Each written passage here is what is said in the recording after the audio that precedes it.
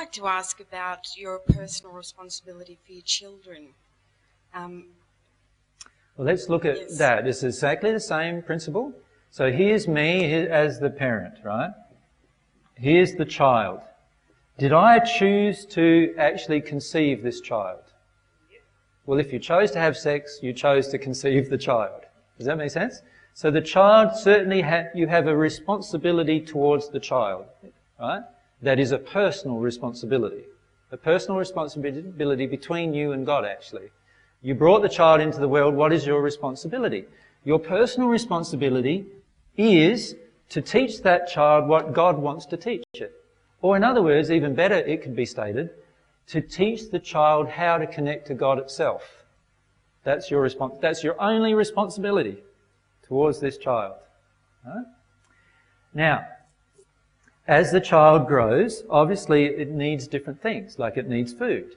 So what you would do initially, obviously, because it doesn't have the development, you would give it the food it needs until such a point in time where it can start creating its own.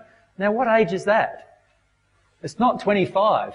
Right? It's about like 2. Do you know what I mean? At 2 years of age, you can start showing it how to grow a plant, how to grow some food, how to take some personal responsibility for what it loves. What kind of food do you like? Let's grow some of it. So you start teaching the child how to take personal responsibility from that moment. Does that make sense? Now, the child starts reflecting emotions back at you. So the child gets angry with you, right? In the terrible twos, let's say it starts that. So it's getting anger and projecting anger at you. Well, I'm the parent and I know from the principles that I've been taught from God herself that actually the child is reflecting back at me something that needs healing inside of me. That's my personal responsibility. So instead of spanking the child for its anger towards myself, what I do is I look at, all right, what do I feel when this child's angry towards me? Do I go into a panic, and don't know what to do and go into confusion? Or what do I do? Do I just do exactly what it wants?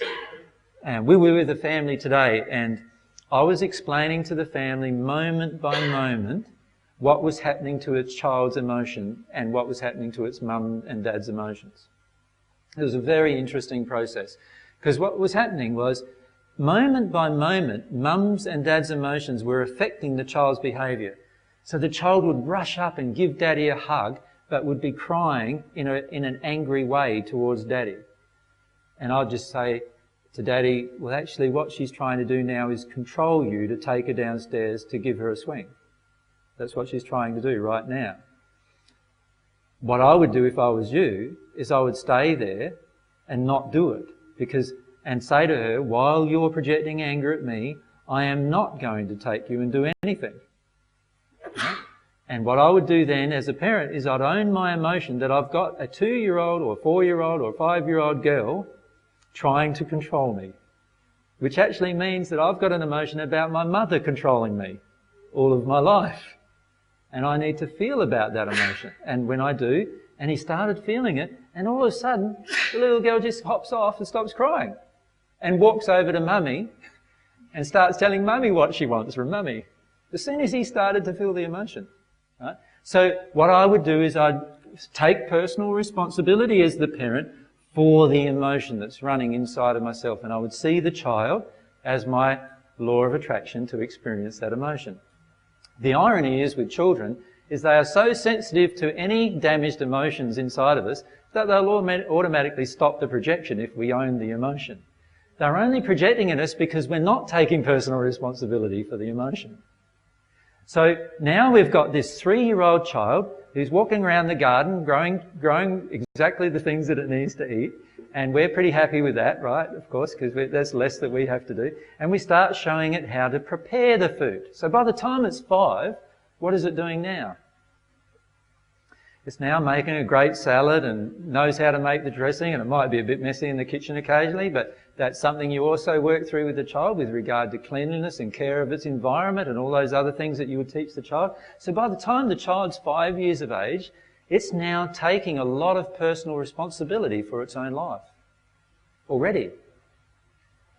And you imagine if you kept teaching the child these things, by the time it's 10 years of age, what kind of child would it be? Would it need you? No, probably not, eh? What it would do is it'd be connecting to God, it'd be feeling God, it'd be feeling all these truths. It wouldn't need to have you in its life hardly at all. But I'm going now as a parent, I'm panicking because I need my child to need me. I need my child to need me, and I'm getting all distressed about that. So I deal with my emotion about that. But now this 10-year-old child is in a state where it knows how to prepare its own food, it knows how to look after its own clothes, it knows how to get its own shelter. It's actually probably out of school by now, because usually a child in this kind of environment has learnt so many things that it outstrips anybody that can teach it anything. So by the time it's 10 or 11, they've already gone through university, right? And then, like, where do they go from there? They just into their life of passion after that, aren't they? They are totally self-sufficient, pretty much. And if we've taught them in this manner, that's what our children can be in the future, like that. But of course, we don't like that. Often what we like is totally different to that.